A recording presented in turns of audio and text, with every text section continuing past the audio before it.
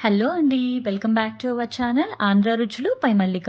ఈరోజు మనం కొబ్బరి పాలతో కోకోనట్ రైస్ అనేది ఎలా ప్రిపేర్ చేస్తారో చూద్దాం. ఇది చాలా టేస్టీగా ఉంటుందండి. పిల్లల లంచ్ బాక్స్‌లోకైతే పర్ఫెక్ట్‌గా ఉంటుంది.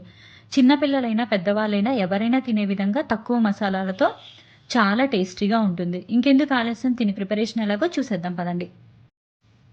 ముందుగా ఒక 10 వెల్లుల్లి రెబ్బలు ఇలా తోలు తీసుకొని పెట్టుకోవాలండి. ఒక పెద్ద క్యారెట్‌ని సన్న సన్న ముక్కలుగా తరుక్కోండి. ఒక ఉల్లిపాయని ఇలా పొడుగ్గా తరుక్కోండి. ఒక 10-15 వరకు జీడిపప్పు పలుకులు, ఒక 2 పచ్చిమిర్చిని ఇలా పొడుగ్గా తరుక్కోండి. దీంట్లోనే నేను కొంచెం మసాలా వేశానండి. చెక్క, లవంగా, ఇలాచీ పౌడర్ వేసుకొని. ఒక పెద్ద పొటాటోని ఇలా పీల్ తీసుకొని చిన్న చిన్న ముక్కలుగా కట్ చేసుకొని వాటర్‌లో వేసుకోండి. ఇలా వేయడం వల్ల బ్లాక్‌నెస్ అనేది రాకుండా ఉంటుంది. ఒక పెద్ద కొబ్బరి చిప్పని సన్న సన్న ముక్కలుగా తరుక్కొని మిక్సీ జార్‌లో వేసుకొని కొంచెం వాటర్ పోసుకొని ఇలా జల్లెడ కట్టుకోండి కొబ్బరి పాల కోసం. ఈ జల్లెడలో ఒక స్పూన్ పెట్టి ఫోర్స్‌గా కనుక మనం ప్రెస్ చేస్తే కొబ్బరి పాలనేవి ఈజీగా వచ్చేస్తాయండి.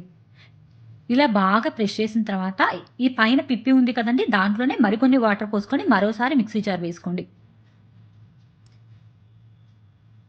మనకి ఎన్ని పాలైతే కావాలో అన్ని పాలని ఇలానే తీసుకుంటామండి. మనం ఇందులో వాటర్ ఏం పోయము. మనం కొబ్బరి పాలతోనే ఈ రైస్ అనేది మొత్తాన్ని కూడా ప్రిపేర్ చేస్తాము.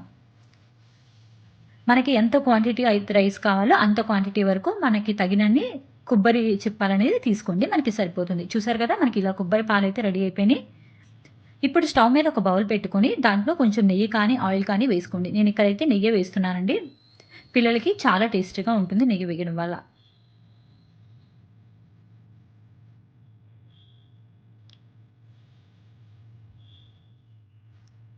మీరు కావాలంటే ఆయిల్ వేసుకోండి. ఇందులోనే జీడిపప్పు పలుకులు, ఆనియన్స్ మనం ఆల్రెడీ తరిగి పెట్టుకున్నాం కదండీ! ఆనియన్స్, వెల్లుల్లి రెబ్బలు, పచ్చిమిర్చి ఇవన్నీ వేసుకొని దోరగా వేయించుకోండి. ఇవి ఒక నిమిషం పాటు వేగిన తర్వాత అందులోనే మనం ముందుగా తరిగి పెట్టుకున్న క్యారెట్‌ని, బంగాళదుంపని కూడా వేసుకొని మరో నిమిషం పాటు ఫ్రై చేసుకోండి సరిపోతుంది. ఈ బౌల్‌ని మళ్ళీ కుక్కర్‌లో పెడతామండి. అందుకని నేను ఎక్కువ సేపయితే ఫ్రై చేయట్లేదు. మీకు కావాలి అంటే ఈ ప్రొసీజర్ మొత్తం కూడా డైరెక్ట్‌గా కుక్కర్‌లోనే చేసేసుకోవచ్చు. చూస్తున్నారు కదండీ! ఇలా క్యారెట్, బంగాళదుంప ఒక నిమిషం ఫ్రై అయిన తర్వాత మనం ముందుగా ప్రిపేర్ చేసుకున్న చెక్క, లవంగ, ఇలాచీ పౌడర్ ఉంది కదా! దాన్ని కూడా వేసుకొని మరొక నిమిషం పాటు ఫ్రై చేసుకోండి. మనం మసాలా అనేది ఎంత తక్కువ వేసుకుంటే అంత టేస్టీగా ఉంటుందండి ఈ రైస్. మనకి ఈ రైస్ అనేది కోకోనట్ ఫ్లేవరే ఎక్కువ ఉండాలి. మసాలా ఎక్కువ వేసుకోవడం వల్ల మసాలా ఫ్లేవర్ తెలుస్తుంది. అందుకని కొంచెం తక్కువే వేసుకోండి మసాలాలు.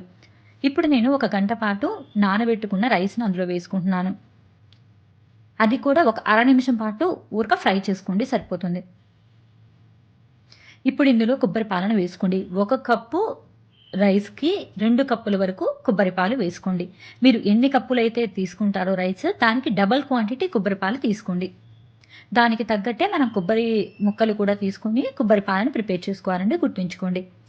ఇప్పుడు ఇందులోనే తగినంత ఉప్పు వేసుకొని మరోసారి ఉప్పు మొత్తం కూడా రైస్‌కి పట్టేలాగా బాగా కలపండి. ఇప్పుడు దీని మీద కొంచెం కొత్తిమీర వేసుకోండి.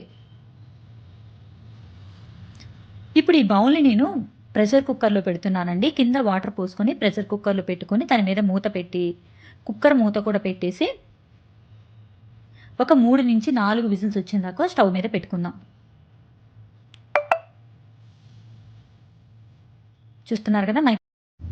తర్వాత విజిల్ మొత్తం పోయిన తర్వాత ఒకసారి ఓపెన్ చేసి చూద్దాం. చూస్తున్నారు కదండీ! మన కోకోనట్ రైస్ అయితే పర్ఫెక్ట్‌గా రెడీ అయిపోయింది. ఇప్పుడు దీని మీద కొత్తిమీరతో గార్నిష్ చేసుకొని సర్వ్ చేసుకుంటే ఎంతో టేస్టీగా ఉండే కోకోనట్ రైస్ అనేది రెడీ అయిపోయింది ఫ్రెండ్స్. చూసారు కదా! సూపర్ టేస్టీగా ఉంటుందండి. పిల్లల లంచ్ బాక్స్‌లో కూడా పర్ఫెక్ట్‌గా ఉంటుంది. ఒకసారి మీరు కూడా ట్రై చేయండి.